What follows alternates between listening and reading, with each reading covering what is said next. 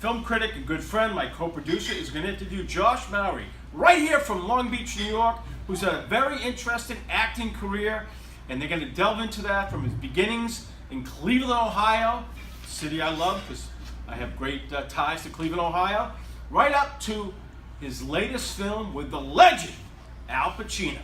So to hear all about Josh Mowery, a local Long Beach actor, I give it to Rocco Passafuime.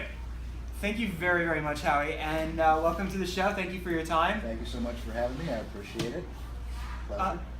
To start us off, talk about how did you get into acting and what made you want to become an actor?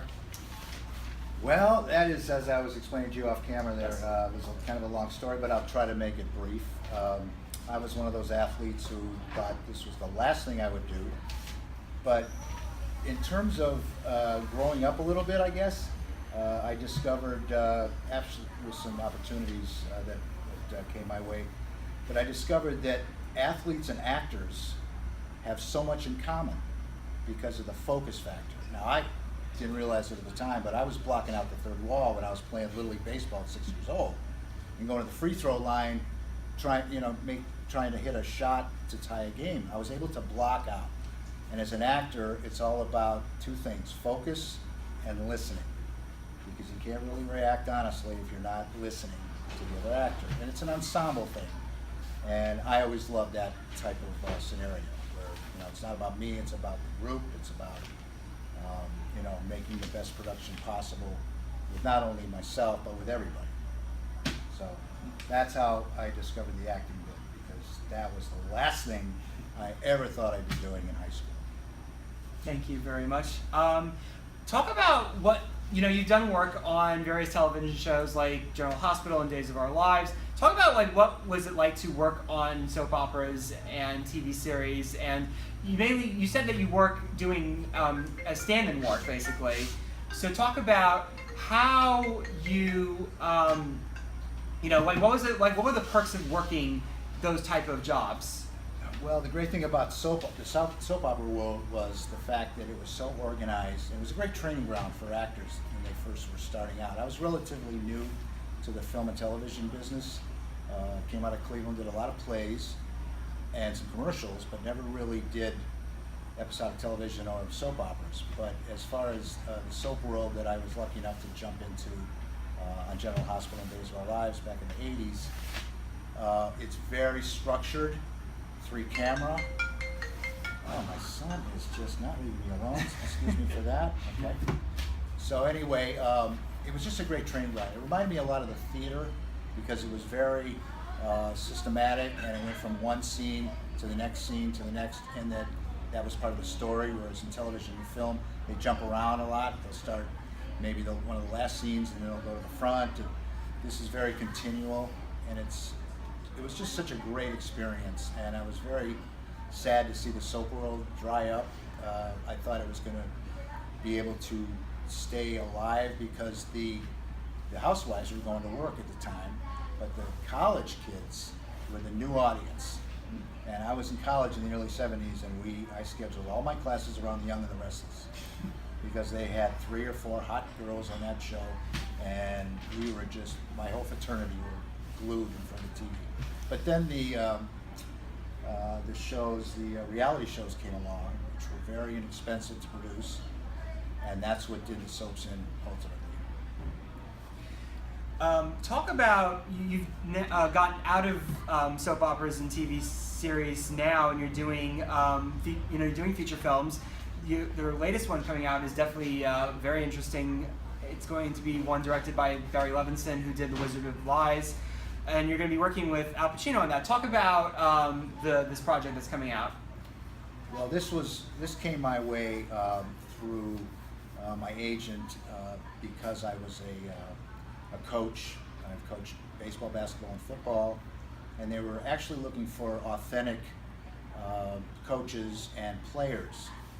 All the players that you're going to see in this film representing the Penn State team when Al was coaching his last season, these guys were actual D1 football players, and they were unbelievable, and they were looking for guys, the coaches, also to have that same experience. So my interviews were not actually scripted, but they wanted to see me in a situation where I was starting a practice and I was working with the linebackers and I was working with the quarterbacks and the position players. And I think a lot of guys fell by the wayside when they were supposed to, portray the fact that they were actual coaches.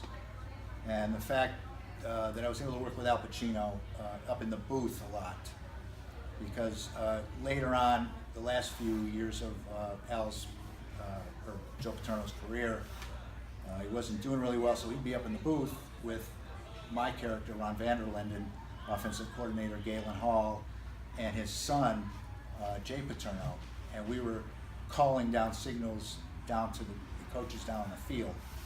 And it was so nice because the camaraderie was so great. After we stopped Illinois from going in for a touchdown right before halftime to tie a game, we were jumping up and down and hugging, and oh my God, it was just great. And then just to be on the football field and to see Al Pacino come out as Coach Paterno.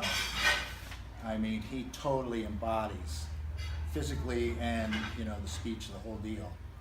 He was absolutely marvelous, and it felt like I was on an actual D1 college football field.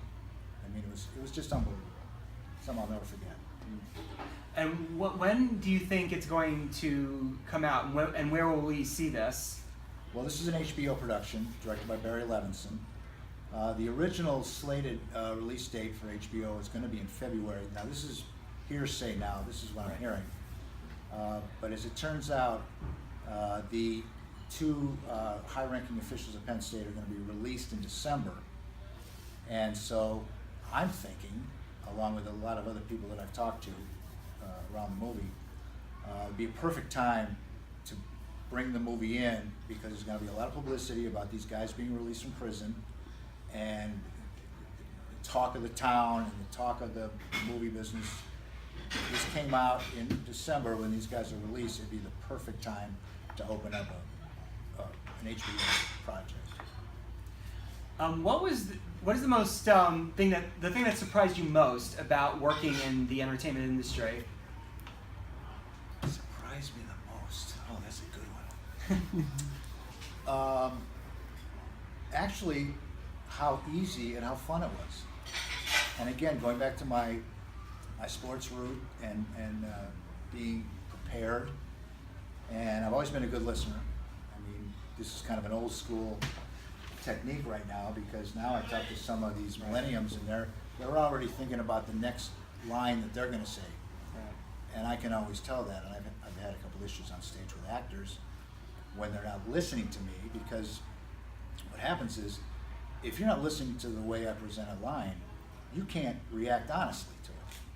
So I found that to be surprising, and that's when I really felt this is where I belong, because I'm a little too old to be playing for the Yankees, so this is my next best option. Really briefly, what environment do you feel like better suits you, working in TV or in film? That's a good question.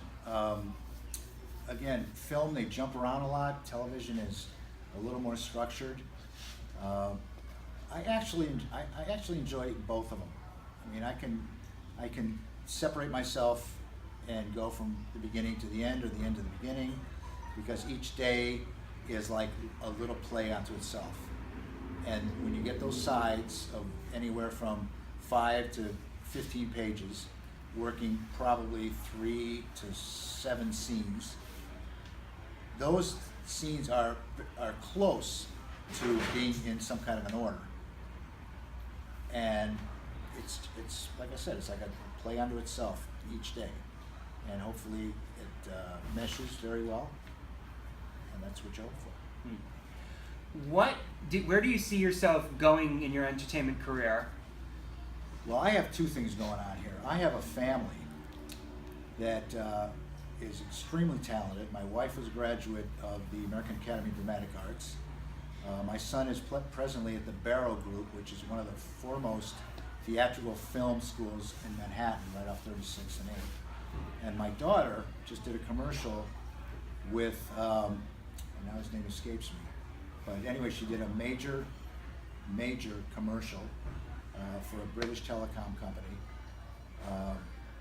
And she is now expressing that interest as well. She has a very good natural temperament about her. She's also an athlete. My son was an actor all through high school and has done a lot of music and stuff. So as far as acting, I'm always on that hunt. But I also would like to start a management company somewhere down the line with my family and market us not only as a family but individually as well, and maybe take on a few more clients. But it's a fascinating business, and it's all about the hook. It's all about who you know, who you meet, who you enjoy being with. You know, sometimes you, depending on the strength of the individual, you might have to placate a little bit, but it's kind of a twofold deal. I'm looking at myself, but I'm also trying to get my kids where they need to go, and my wife as well. Thank you very much for sharing your stories. You definitely have a great, fascinating career, and we definitely wish the best for you and your family, and just, you know, to keep having incredible work to get a hold around, you know. Yep, absolutely. Thank you, Rocco, for having me. And thank you. And Howie, my good friend. Okay, Absolutely. great. Absolutely. Thank you. Anytime, guys.